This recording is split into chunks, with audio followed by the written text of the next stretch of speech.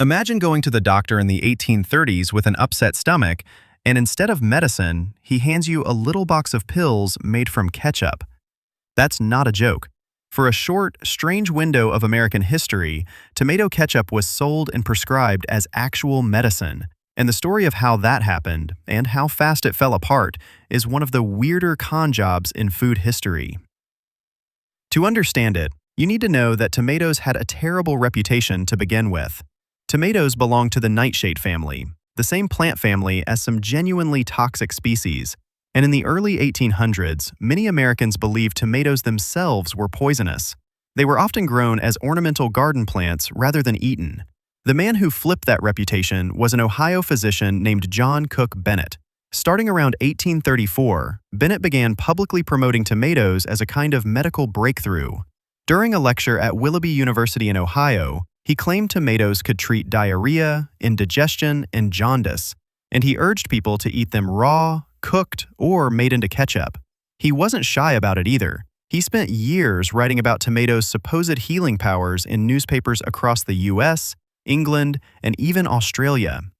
This pitch landed at exactly the right cultural moment.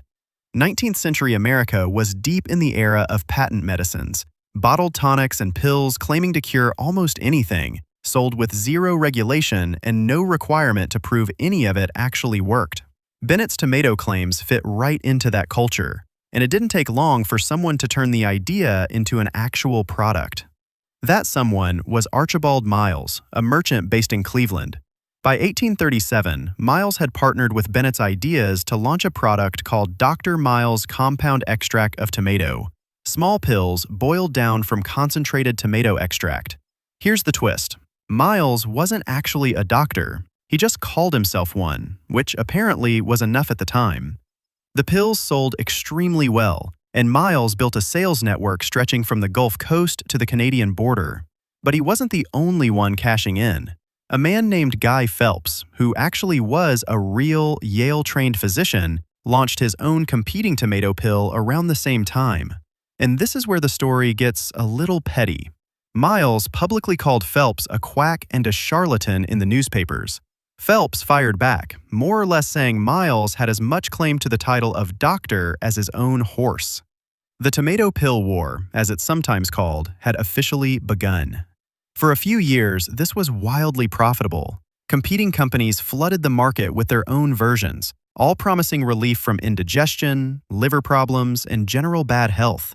People bought them the way people buy supplements today, regularly, often without a specific illness driving the purchase, just a general belief it was good for them.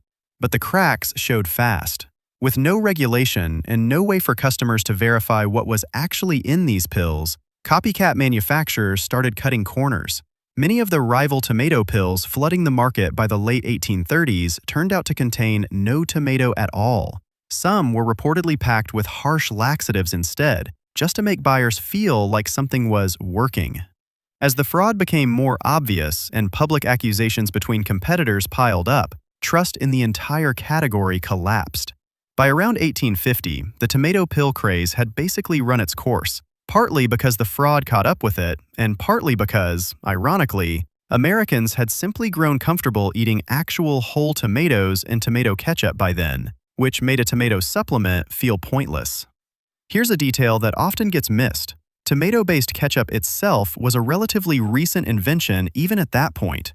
Before the 1800s, ketchup usually referred to fish, oyster, or mushroom-based sauces, a tradition that traces back through trade routes from Asia into British cooking.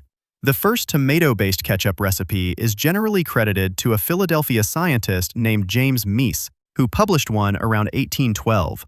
So when Bennett started preaching about tomatoes, tomato ketchup itself was still a fairly new idea, not yet the dominant version of the condiment.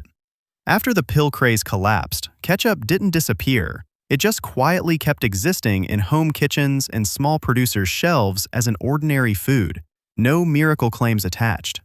Early commercial ketchup at the time also had a real hygiene problem. Some producers were known to use spoiled or rotten tomato scraps, which didn't exactly help the product's reputation. That's the gap Henry J. Heinz stepped into. In 1876, Heinz launched his own tomato ketchup, built around an idea that was almost the opposite of the old pill marketing. Instead of bold, unverifiable health claims, he sold trust and visible quality.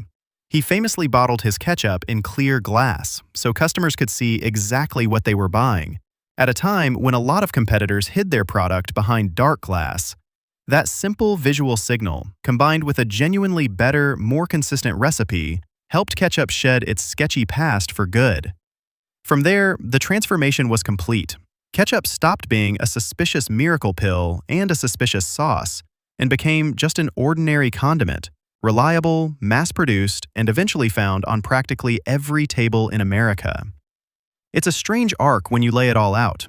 A fruit feared as poison, rebranded as a miracle cure by a doctor with real credentials, turned into a profitable pill business by a man pretending to be a doctor, dragged through a public feud with an actual physician, exposed as mostly fraud, and then quietly rebuilt decades later by a businessman who succeeded precisely by promising less, not more. Heinz didn't claim his ketchup would fix your liver. He just claimed you could trust what was in the bottle. And that turned out to be exactly what the market needed after everything that came before it. So next time you squeeze ketchup onto your fries, remember, it's been a chunk of the 1830s caught in a fraud-riddled medical turf war, with two grown men publicly calling each other quacks in the newspaper. Food history is weirder than people give it credit for. If you want more stories like this, let me know what topic you want covered next.